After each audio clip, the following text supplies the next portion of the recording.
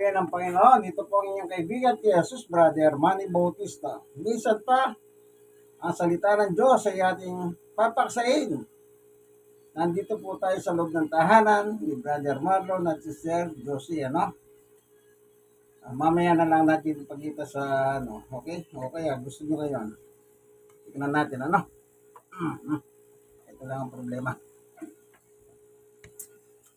Kasi pabaliktad dyan eh. Yan. Yan po, husband and wife. Tsaka ito yung anak na bunso na hindi ko maintindihan bakit nagtatago. Hindi ko lang naintindihan bakit siya nagtatago, ano? Okay. Ang dala kong Biblia, ito po, maliit. Yung kalahati na Biblia. Na kung nakikita nyo po yung ito. Lampara. Yan po yung sign ng Gideon International. Ayan, Gideon.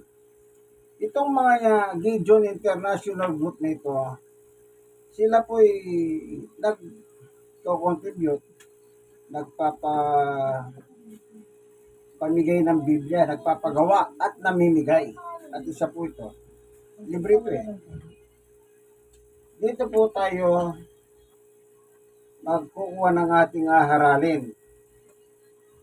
Ngayon, kung inyo pong mapapansin, tuwing mahal na araw, ay nagiging, para bang pagmahal na araw, ang mga tao nagiging banal. Kasi po, parang dito sa Pilipinas, usually mga Pinoy, ay parang madasalin sila pagmamahal na araw.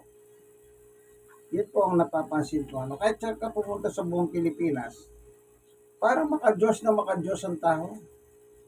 Especially itong paparating na mahal na araw, Abril.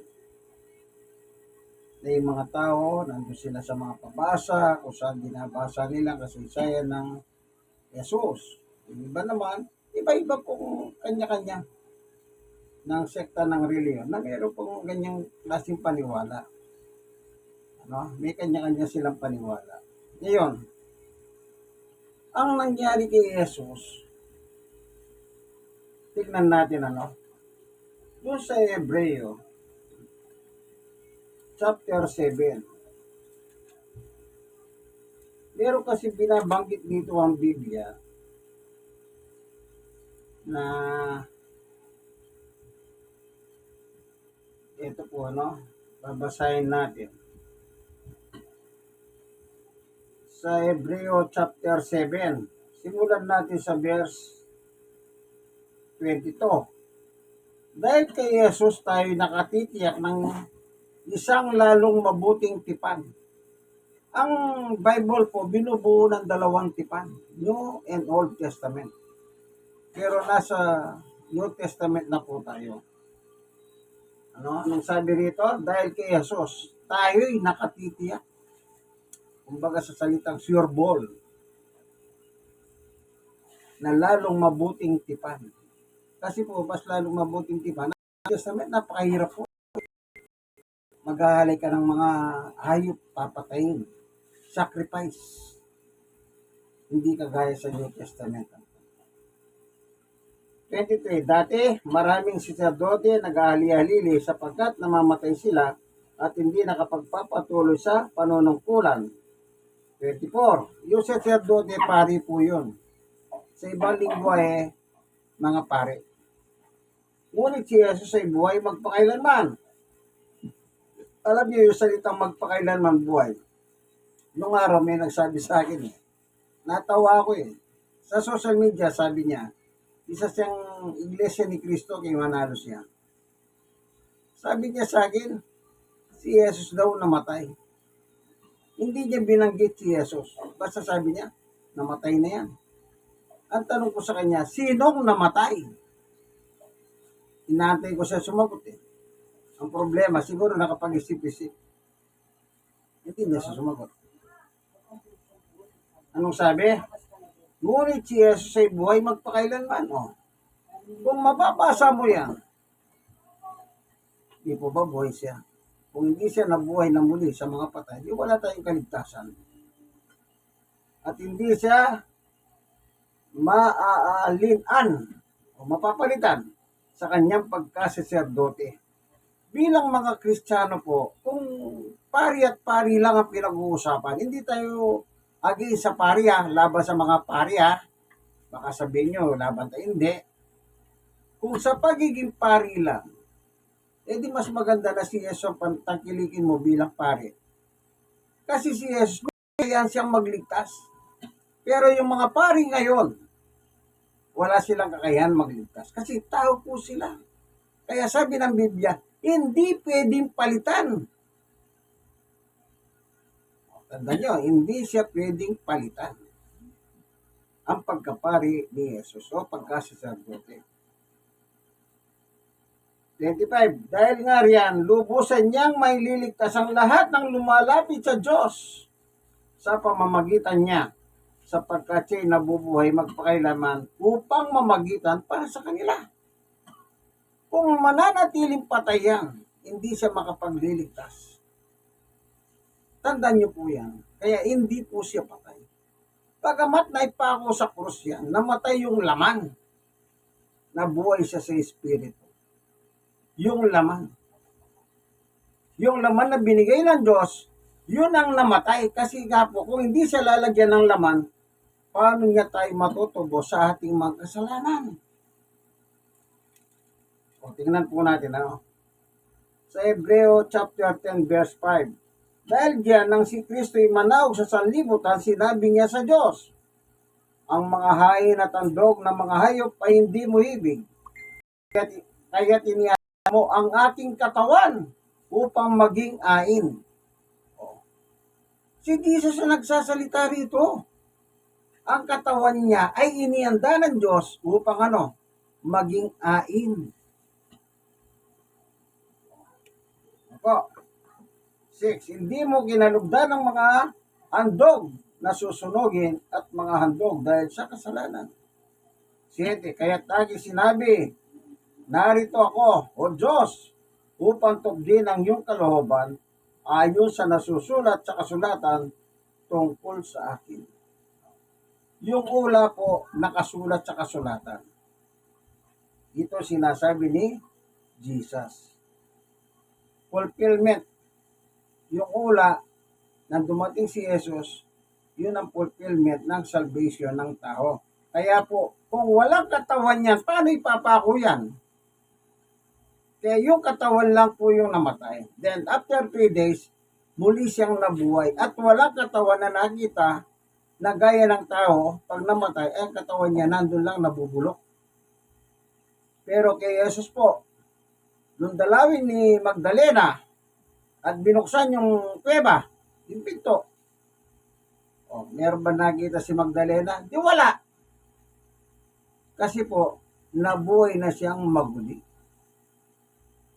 Kaya hindi po mananatiling patay yan. Kaya kayong mga nagsasabing yan ay patay, ay mag-ingat din kayo. Sabi ni Brother Wala, baka kayo daw ang mamatay. Hindi na kayo mabubuhay. Ayan na. Yung may sabi niya, hindi ako. Tignan natin sa susunod na talata. 26. Si Jesus kung gayon ang dakilang saserdote, the great priest, sa Iglesia yun. The high priest. Kaya sabi ko, wala paninira ito. Kung ako po tatanungin nyo, Pope Francis ng Sanbahang Katoliko at si Jesus, siyempre, ang aking pong great high priest, walang iba kundi si Jesus. Bilang Kristiyano, hindi po si Pope Francis. Tandaan niyo po yan. Kasi tao po yun. Si Jesus kung gayon ang dakilang saserdote, makatutugon sa ating mga pangangailangan. Si banal, walang kapintasan o kasalanan na iiwalay sa mga makasalanan at mataas pa kaysa sang kalangitan. Hindi siya katulad ng ibang mga ibang mga dakilang saserdote o dahil presa na kailangan magandog ng mga hangin araw-araw, unay para sa sarili nilang kasalanan at pagkatapos para sa kasalanan ng mga tao. Minsan, nagandog si Jesus at siya'y at iya'y pang magpakailanman nang iandog niya ang kanyang sarili. Amen. Yan. Yung minsan lamang po, hindi po sinabing kailangan may susunod. Once, ibig sabihin, wala nang kasunod. Kung inandog na po ni Jesus ang kanyang sarili para sa ating kasalanan, Amen! Bakit? Yan na nga po inandog na nga niya eh. Kaya yung iniandog na yan po yung katawan na sinasabi ni Jesus, isang katawan ang inihanda mo sa akin upang iandog. Ngayon, paano mo ngayon sasabihin na yung Jesus na yan ay tao? Kung titignan mo sa kwento na yan, hindi ka maniniwalang tao si Jesus eh. Bagamat sa Biblia talaga may mga sulat na nagkatawan tao, naging tao, nakitulad sa tao, ako'y tao. Lahat yan nakalagay sa Biblia eh. Dahil nga po nilagyan siya ng laman ng Diyos. Kasi po kung hindi siya lalagyan ng laman ng katawan na gaya natin, paano mo ipapako ang Espiritu Santo? Espiritu Santo po si Jesus sa langit. Siya po'y anak ng Diyos. Amen. Kaya nung isuko siya rito sa ating mundo, nilagyan siya ng laman. Upang iligtas po tayo sa ating mga kasalanan. Kung walang Yesus na napako sa cross, paano tayo, kaibigan? Paano tayo? Kayo, alam niyo po bang gagawin niya?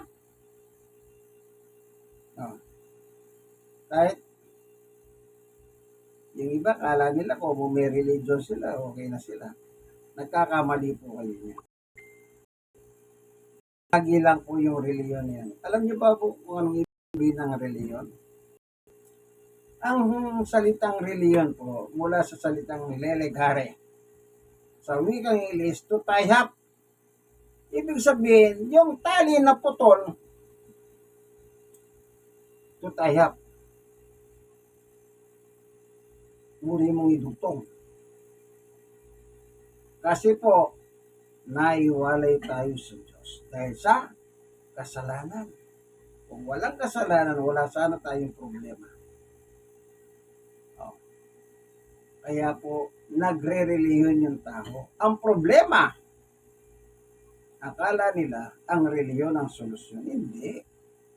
Kahit anong reliyon mo pa, kaibigan, kailangan nasa tamang aral ang iyong sinusunod. Alam niyo po, pag hindi po hindi naman tayo parang nagmamagaling nasa Biblia kasi yan eh.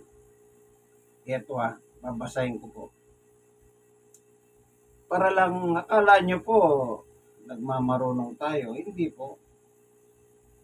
Meron sinasabi si Pablo. Ito. Sa unang Timoteo chapter 4, 11. Ituro mo't ipatupad ang lahat ng ito. 12. Huwag mong bigyan dahan na hamaging kanino man dahil sa iyong kabataan sa halip, pagsikapan mong maging huwaran ng mga sumasampalataya sa pananalita, ugali, pag-ibig, pananampalataya at kabanalan. Kasi, iukol mo ang iyong panahon sa pagbabasa ng kasulatan sa madla, sa pangangaral, pagtuturo, hanggang ako'y dumating, sabi ni Pablo. Ano sabi? Ituro mo. Anong ituturo mo? Yung reliyon mo. Pero naloko na pag gaganyan. Pag itinuro mo yung reliyon mo, ang pinopromote mo, yung founder mo. Yan, tanong, Diyos ba yung founder mo? Baka kung si Kibuloy ang baka sabihin ni Kibuloy, ako na. Wala. Nakakulong. Loko-loko kasi. Ituro mo, sabi niya. Yung nasa Biblia po, dapat yung maging saligan ng ating pananampalataya. Hindi ko po sinasabing masama ang magreliyon, ha? Baka sabihin nyo, nagsasabi ito, masama ang reliyon. Wala ko sinasabi dyan. Kung may reliyon ka, siguraduhin mo, yung aral mo, yun ay nasa Biblia. Ako, parang ganito lang ako. Ayaw mong umalis sa reliyon mo, huwag kang alis. Pero meron kang alisin. Pag wala yung pananampalataya mo, hindi ayon sa Biblia, itapon mo lahat yun. Palitan mo, yun na naka-Biblia. Kung ayaw mo lumipat ng reliyon, wala problema. Kasi hindi naman po pa reliyon ang pinag-uusapan. Naalala niyo ba yung, nung bata ako, meron kami narinig sa radyo nun, Tayong Yabot, tuwing alas 6, yung Angelus. Meron sinasabi ron, itapon ng masama at paulutin ng mabuti. Yun lang ang natatandaan ko. Pero totoo nun, nagro-rosaryo po sila nun. Every 6 o'clock ng gabi. Ang tawag nila doon, Angelus. Opo. Alam ko pa yung pagro-rosaryo na yan. Kabisado ko pa yan. Pero ngayon, nakakalimutan ko ng iba. Okay, hindi tayo sa rosaryo. Si Jesus nasa langit. After na si mabuhay na maguli sa mga patay, yan umakyat sa langit at nakaupo sa kanan ng Diyos. Ito nga po yung sinasabi ng Biblia. May liligtas niya yung tao na lumalapit sa Diyos. Isipin niyo po, nandun na siya sa langit, nagliligtas pa siya. Kasi po, yun ang talagang papel niya. Kaya nga pinadala dito upang mamatay sa ibabaw ng krus para matubos ang kasalanan. Then, after 3 days, nabangon na muli. After 40 days, umakyat na muli sa langit at nakaupo sa kanan ng Diyos at patuloy na nagliligtas at namamagitan sa kanila. Sino yung kanila? Yung mga mananampalataya. Kaya hindi siya pwedeng palitan. Sabi ko nga po sa inyo, kung pari ang pinag-uusapan, kay Jesus na ako. Bakit? Ito po, sa chapter 3 ng Hebreo, mga kapatid sa pananampalataya, kasama sa pagkatawag ng Diyos, salalahanin ninyo si Jesus na sinugo ng Diyos upang maging dakilang saserdote ng ating pananampalataya. Kaya sabi ko nga po, Jesus versus Pope Francis. Kay Jesus po ako. Ito yung nakalagay sa Biblia. Kaya sinasabi ko po sa inyo, kung ayaw nyo lumipat ng reliyon, huwag kayong lilipat, pero meron kayong itatapon. Anong itatapon nyo? Yung maling aral. Sa Biblia po, binasa natin na, hindi, mahirap kasi, bata naglilitro for litro basa kasi Kaya inano ko kanina, hindi mapapalitan. Mas madali nating maintindihan. O, sige nga, ulitin natin. Medyo no? Ito. Asan ba yung sinabi niya kanina? Ito. Sa 7:24. Ngunit si Jesus ay buhay magpakailanman at hindi siya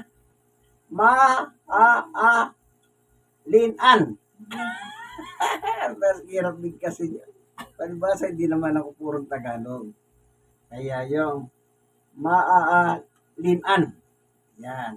Sa madalit salita, hindi mapapalitan ang kanyang pagkasiserdote o kanyang pagkapari. Kaya, pag isa kang mananampalataya kay Jesus, sino ang iyong parang na kinikilala mong Santo Papa? Jesus. Hindi po yung Santo Papa ng Roma. Kasi yung Santo ng Papa, pag namatay, pinapalitan. Kaya sabi dito sa Biblia, si Jesus hindi napapalitan. Okay po ba sa inyo yan? Tandaan niyo po, kailangan po, kung nasa isa kang reliyon, tiyakin mo, nasa Biblia din po ang iyong pananampalataya. Bakit? Pag wala sa pananampalataya, sayang lang naman po. Sayang. In the end, hindi ka rin makikinabang. Eh bakit? Eh ano pakinabang mo sa mali? Hindi ko sinasabing tama ako baka sabihin nyo. Hindi. Nagbabasa po tayo ng Biblia. Be sure, huwag kayong gumaya sa mga iba. Sabi nila, ang batayan ng aming pananampalataya ay nakasulat sa Biblia. Pag binasa mo yung nakasulat sa Biblia, ay hindi totoo yan. Kita niyo po. Hugod na sinungaling. Pero kanila, batayan daw, Biblia. Pero pag personado nila nakasulat sa Biblia, pamapalakpak pa.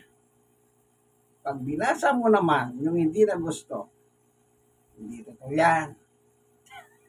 Nakasulat na yan, hindi parang totoo eh. Parang social media ngayon. Pag nagsabi kang good news, ano sasabihin ng kalaban mo? Fake news yan. Ganyan po ang tao ngayon. Kaya ingat din po kayo sa inyong pagre-religion. Hindi po masama mag-religion, pero tiyakin nyo, yung inyong pananampalataya ay batay sa kasulatan. Sige po, hanggang dito na lamang ang ating munting video. Ito pong inyong kaibigan, Jesus, Brother Manny Bautista. So, like. Share na share. Kayo mga nasira, mag-share po kayo sa iba. Isipin mo, kesa kung ano na lang sinishare mo, ishare mo na lang yung biblical teaching. Hindi pa maganda yan, kaibigan. Huwag nyo na akong tingnan. Tingnan nyo na lang yung aral ng Biblia na binabasa po na. Sige po, ano? Hanggang dito na lamang yung kaibigan guys, Brother Marlon. Si Brother Marlon po, nandito. Okay, ikaw, pagkita natin, makakala nyo. Naloko na.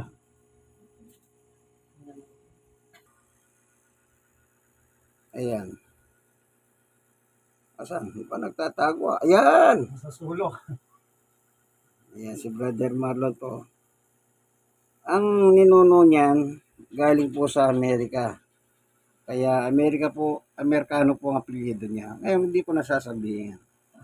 Kasi hindi, baka magalit pa sa akin pag sinabi ko yung apelyido ganito. Hindi, basta nga alam kung apelyido niya is pang-Amerikano. Ano po? Kaya gwapo eh. Hindi po ba? Sige, ganito na lamang po, ano? Sana po meron kayo natutunan sa ating munting video na, yun nga po, sabi ko, mag-share po kayo. God bless us all po. Bye-bye!